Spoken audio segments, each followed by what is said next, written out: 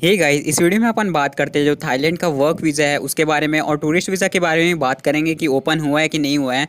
तो अभी मैं कुछ दिनों से देख रहा था कि बहुत लोगों का कमेंट आ रहा था कि जो थाईलैंड का वर्क वीज़ा है वो ओपन हो गया है और टूरिस्ट वीज़ा भी बहुत जल्दी ओपन होने वाला है। तो एकदम हाइप बन गया था कि वर्क वीज़ा ओपन हो गया है तो टूरिस्ट वीज़ा ओपन होने ही वाला है करके। तो मैं आपको बता दे रहा हूँ, ना वर्क वीज़ा ओपन हुआ है ना टूरिस्ट वीज़ा ओपन हुआ है इंडियंस के लिए। ठीक है, ओपन क्या हुआ है, कुछ स्पेसिफिक कैटेगरी के लोग ही जा सकते हैं नॉन एसेंशियल ट्रैवल करके, जिसके बारे में मैं आज इस वीडियो में आपको बताता हूं। तो पहले तो ये तो क्लियर हो गया आपका, ना वर्क वीज़ा ओपन है और ना ही वो ओपन है टूरिस्ट वीज़ा ओपन है। कब ओपन होता है इसके बारे में मैं आपको बाद में बताऊंगा इसी वीडियो में। तो गाइस, थाईलैंड ने इंडियंस को बहुत दिनों से बैन करके रखा था, ठीक है, कि इंडिया के लोग आ ही नहीं सकते। पर इसी महीने ये लोग शायद यही सितंबर, एक आध सितंबर या फिर थोड़े दिन पहले से चालू किए हैं कि कुछ कुछ कैटेगरी के इंडियंस को वो लोग आने देंगे थाईलैंड में। और ये वर्क वीज़ा ओपन हो गया, वर्क वीज़ा ओपन हो गया, ये इसलिए बोल रहे हैं लोग क्योंकि कुछ गंवार यूट्यूबर्स ने एक वीडियो डाल दी है अपने अपने चैनल पे, सब ने वीडियो डाली है। तो सबसे उन लोगों ने कहाँ से कंटेंट उठाया है मैं आपको बताता हूँ। पहले तो अपन यहाँ पे देखो, रॉयल थाई एम्बेसी की वेबसाइट पे आ गए हैं, new Delhi Republic of India.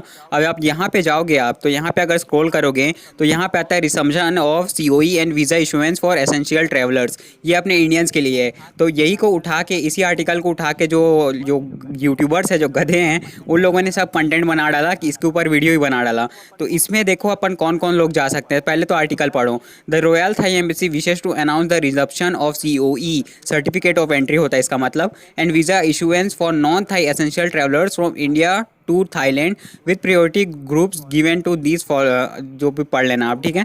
The royal Thai embassy wishes to announce the resumption, resumption मतलब होता है चालू करना, वापस से रीस्टार्ट करना। तो यहाँ पे 3 कैटेगरी है जिन लोगों को लोग अलाउ कर रहे हैं। यहाँ पे वर्क वीज़ा का नहीं लिखा है, आप कहीं भी पढ़ सकते हो। सबसे पहला पॉइंट है spouse, children and parents of a Thai national who is travelling together और to return to a family in Thailand. तो जो फर्स्ट कैटेगरी के लोग हैं वो लोग वो हैं, जैसे कि अगर आपकी वाइफ है जो कि थाईलैंड की सिटीज़न है, या फिर आपके हस्बैंड है जो थाईलैंड के सिटीज़न हैं, तो फिर आप वहाँ पे जा सकते हो। आप बच्चे हो, 18 के ऊपर होना चाहिए आपकी एज, या फिर 18 के नीचे भी हो सकती है। अगर 18 के नीचे है तो आप अकेले फ्लाई नहीं कर सकते, ठीक है। चिल्ड्रेन हो आप और आपके पेरेंट्स थाई नेशनल के हैं, आप इंडिया के हो, जैसे मान लो आपके पापा इंडियन हैं, आपकी मम्मी थाई सिटीज़न हैं, तो फिर आप अपनी मम्मी के पास जाना चाहते हो तो आप जा सकते हो, आपको सीओई मिल जाएगा, वीज़ा इशुएंस भी चालू हो जाएगा। पेरेंट्स की बात आती है तो आप अगर इंडिया में हो, और वही जो मैंने सेम चीज़ बताया कि अगर आपकी मम्मी पापा या किसी के पास भी थाईलैंड की सिटीजनशिप है तो अब आप वहाँ जा सकते हो।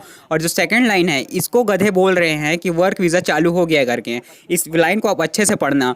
Businessman, experts, investors with residence permit in Thailand और those by invitation from Thai government agencies, ठीक है। तो यहाँ पे देखो सिर्फ कौन कौन जा सकते हैं, जिनके पास पहले तो रेसिडेंस या फिर वर्क परमिट होना चाहिए, आपके पास रेसिडेंस परमिट या फिर वर्क परमिट। अब बिजनेसमैन जा सकते हैं, ठीक है। आप हो बिजनेसमैन? नहीं हो आप। बहुत कम ही लोग होंगे जो थाईलैंड में बिजनेस करते हैं, जो लोग मेरी वीडियो देख रहे होंगे।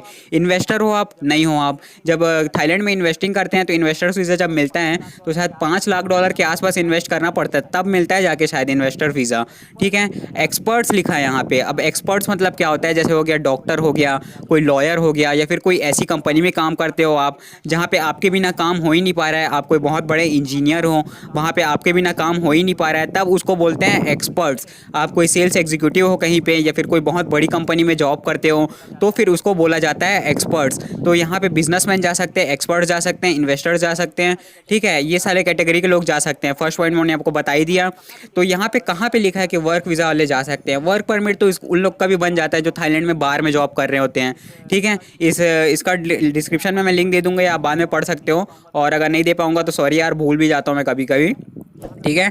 तो यहाँ पे वर्क वीज़ा के बारे में कुछ भी मेंशन नहीं किया गया है, सिर्फ बिजनेसमैन, एक्सपर्ट और इन्वेस्टर्स के बारे में बात की गई है। अगर आप इन तीनों कैटेगरी में नहीं आते तो आप नहीं जा सकते। मान लो आप थाईलैंड में आपके पास तो है, वर्क परमिट है आपका थाईलैंड का, बट आप बाहर में जॉब करते हो, या फिर कोई आप ऐसी छोटी मोटी कंपनी में जॉब करते हो, मान लो जीन्स पेंटिंग की कंपनी है, और आप थाईलैंड का आप वहाँ पे थाईलैंड में काम करते हो एक जीन्स पेंटिंग कंपनी में, आपके पास वर्क परमिट है, तो क्या आपको जाने देंगे? नहीं जाने देंगे, ठीक है। सीओई सिर्फ उन्हीं लोगों को मिलेगा spouses children and parents of Thai national और businessman experts investor with residence work permit in Thailand. इन लोगों को बस अलाउ कर रहे हैं इंडिया से थाईलैंड जाने के लिए।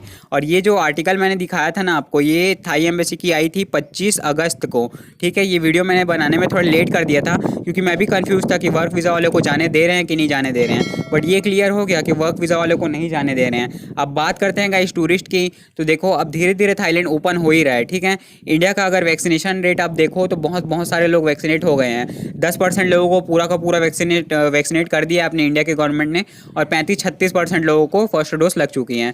अब थाईलैंड अगर इंडियंस के लिए ओपन होगा तो हमारा ज़्यादा फायदा नहीं है, थाईलैंड का ज़्यादा फायदा है। उनको बहुत ज़्यादा रेवेन्यू जनरेट होता है जब इंडिया के टूरिस्ट वहाँ पे जाते हैं तो। और वैसे भी हाइप बनी हुई है कि कब थाईलैंड ओपन होगा और कब हम लोग वहाँ पे जाएंगे। ठीक है, तो थाईलैंड कोशिश कर रहे हैं इंडियंस के लिए ओपन होने के लिए, ओपन करने के लिए। और जहाँ तक मुझे पता है तो थाईलैंड अब किसी भी मोमेंट में इंडियंस के लिए ओपन हो सकता है। आज की डेट है 3 सितंबर। अब थाईलैंड कभी भी ओपन हो सकता है इंडियंस के लिए। अब वो थाईलैंड की मर्ज़ी, वो अक्टूबर में ओपन हो सकता है, वो नवंबर में ओपन हो सकता है, वो दिसंबर में ओपन हो सकता है। बट जो एक्सपेक्टेड डेट है, जो मैं एक्सपेक्ट कर रहा हूँ, वो है नवंबर। अक्टूबर में मुझे नहीं लगता कि हो जाएगा ओपन इंडियंस के लिए। पहले मुझे भी लग रहा था, बट करेंट सिचुएशंस को देखते हुए अब मुझे नहीं लगता कि अक्टूबर में इंडियन टूरिस्ट के लिए ओपन होगा। वर्क वीज़ा वालों के लिए शायद ओपन हो सकता है, जो लोग बाहर में जॉब करते हैं, वैसे छोटे मोटे जगह में जॉब करते हैं, उनके लिए ओपन हो सकता है। पर जो इंडियन टूरिस्ट हैं उनके लिए बिना क्वारंटीन के शायद ओपन हो सकता है नवंबर के समय या फिर दिसंबर के समय। उसके पहले का मैं एक्सपेक्ट नहीं कर सकता। और अगर इन दोनों महीने में नहीं हुआ तो सीधा अपना 2022 जनवरी में फिक्स है ओपन होना। ठीक है, और अगर उस टाइम भी कोविड केसेस बढ़ गए इंडिया में तो फिर उस टाइम भी कोई भरोसा नहीं है कि थाईलैंड ओपन करेगा कि नहीं। तो बस गाइस इस वीडियो में इतना ही, यही सब देना था, यही सब इन्फॉर्मेशन देना था आपको। और वर्क वीज़ा के बारे में कंफ्यूज मत हो, अभी वर्क वीज़ा ओपन नहीं हुआ है, इतना हवा बना के मत रखो। सिर्फ कुछ स्पेशल कैटेगरी के लोग ही जा सकते हैं, ना आप इन्वेस्टर हो, ना आप बिजनेसमैन हो, ना आप कोई एक्सपर्ट हो। एक्सपर्ट भाई डॉक्टर, इंजीनियर, वो सब बड़े बड़े लोग होते हैं। ठीक है, आप बस घूमने के लिए जाना चाहते हो, फिर छोटे मोटे जगह जॉब करते हो, तो आप अभी थाईलैंड में नहीं जा सकते हैं। तो इतना हुआ बना के मत रखो कि वर्क वीज़ा ओपन हो गया करके। बहुत लोग मेरे को कमेंट कर रहे थे कि वर्क वीज़ा के बारे में वीडियो बनाओ, तो अभी वर्क वीज़ा ओपन नहीं हुआ है और यही अभी की रियलिटी है। ठीक है गाइस, तो बस गाइस इस वीडियो में इतना ही, मिलते हैं हम आपसे अपनी नेक्स्ट वीडियो में। अगर कोई क्वेश्चन होगा तो कमेंट में पूछ लेना। मेरा इंस्टाग्राम का आईडी भी डिस्क्रिप्शन में दिया हुआ है, वहाँ पे भी आप मेरे को डीएम कर सकते हो। Thanks for watching and have a good day.